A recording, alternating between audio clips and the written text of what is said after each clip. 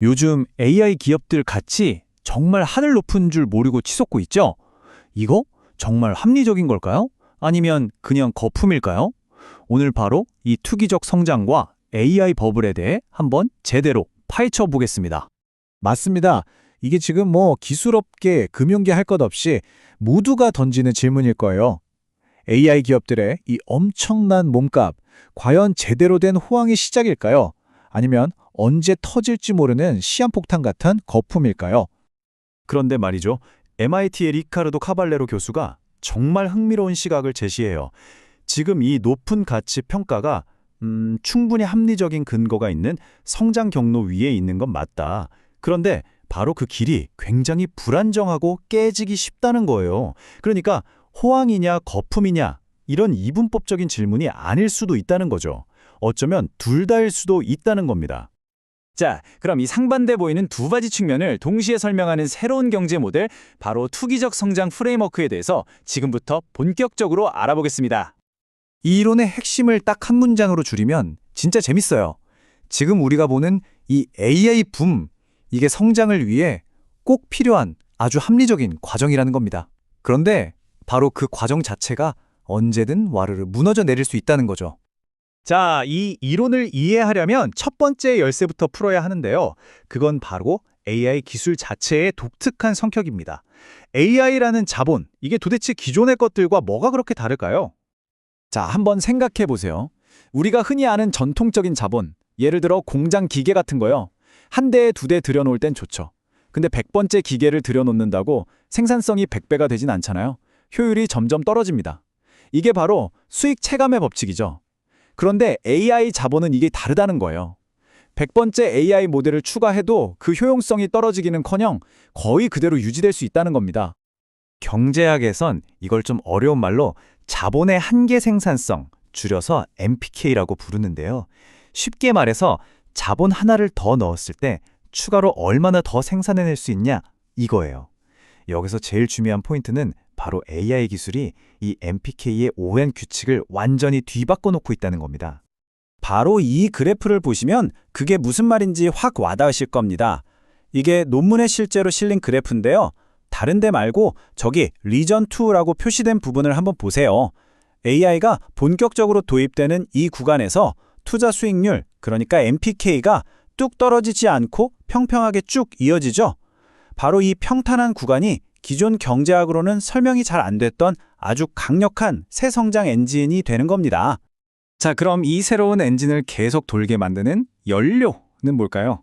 그게 바로 두 번째 요소, 높은 부의 피드백 루프입니다. 도대체 누가 돈을 벌고 그 돈이 어떻게 다시 이 붐을 지탱하는 연료가 되는 걸까요? 이 자금 조달 피드백이라는 게 어떻게 돌아가는지 한번 보시죠.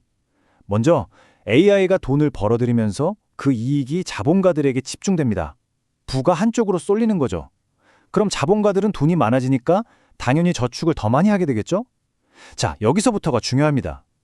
사회 전체적으로 저축이 늘어나면 돈이 흔해지니까 돈의 값, 그러니까 경제 전체가 요구하는 최소 수익률이라는 게 낮아져요. 바로 이 낮아진 기대 수익률 덕분에 지금처럼 어마어마하게 높은 자산 가격이 그럴 만하네 하고 정당화될 수 있는 아주 놀라운 상황이 벌어지는 겁니다.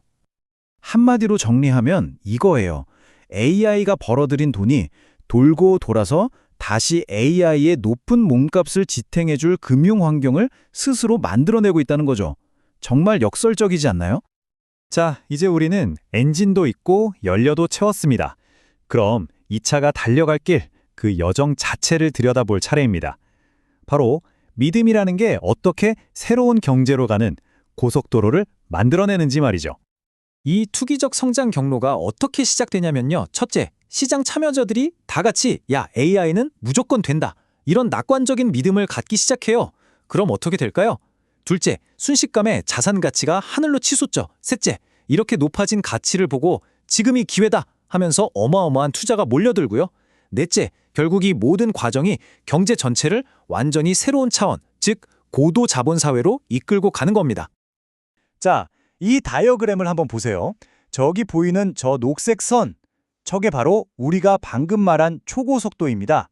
지금의 낮은 자본 경제에서 저 위에 높은 자본 경제로 가는 아주 합리적인 경로를 보여주는 거죠. 중요한 건 이 길은 오직 높은 가치 평가라는 티켓이 있어야만 진입할 수 있다는 겁니다. 이게 그냥 이론 속의 그림이 아니라는 걸 보여드릴게요. 왼쪽에 있는 그래프가 바로 이 이론이 예측하는 엄청난 투자 급증 모습입니다. 어때요? 오른쪽에 있는 엔스로픽 같은 실제 AI 기업들의 폭발적인 매출 전망치랑 정말 소름 돋게 비슷하지 않나요? 그런데 말입니다. 이 화려한 이야기에는 아주 큰 반전이 숨어 있습니다. 이 눈부신 성장의 길은 사실 유리 위를 걷는 것처럼 위태롭고 취약하다는 거죠. 이 모든 거대한 전환 과정이 딱 하나, 정말 깨지기 쉬운 단 하나에 의존하고 있습니다. 그게 뭐냐? 바로 모두가 함께 유지하는 믿음입니다. 그렇다면 만약에 그 믿음에 금이 가기 시작하면 어떻게 될까요?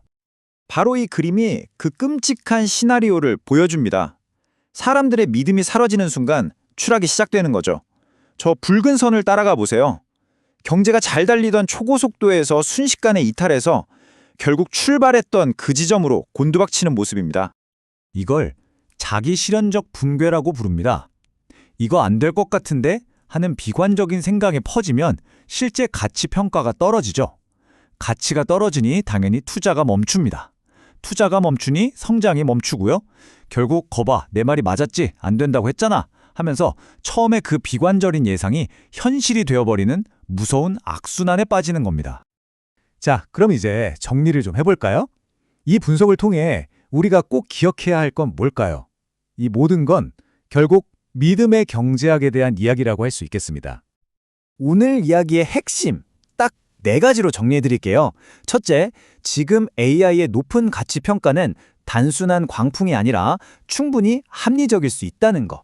둘째, 심지어 이 높은 평가는 우리 경제가 더 생산적인 단계로 나아가기 위해 꼭 필요한 과정이라는 점. 하지만 셋째, 이 모든 게 집단적인 믿음이라는 아주 얇은 얼음판 위에서 벌어지고 있다는 것. 그래서 마지막으로 넷째, 이 엄청난 호황과 끔찍한 붕괴는 동전의 양면처럼 붙어 있다는 겁니다. 그러니까 우리가 던져야 할 진짜 질문은 이거 버블이야 아니야가 아니에요. 진짜 질문은 바로 이겁니다. 과연 우리는 이 여정이 끝날 때까지 이 집단적인 믿음을 깨트리지 않고 유지할 수 있을까? 어쩌면 AI 시대의 가장 중요한 질문은 기술 그 자체가 아닐지도 모릅니다. 어쩌면 그건 함께 믿고 나아갈 수 있는 우리 모두의 능력에 대한 질문일지도 모르죠? 여러분은 어떻게 생각하시나요? 우리는 과연 이 믿음을 끝까지 지켜낼 수 있을까요?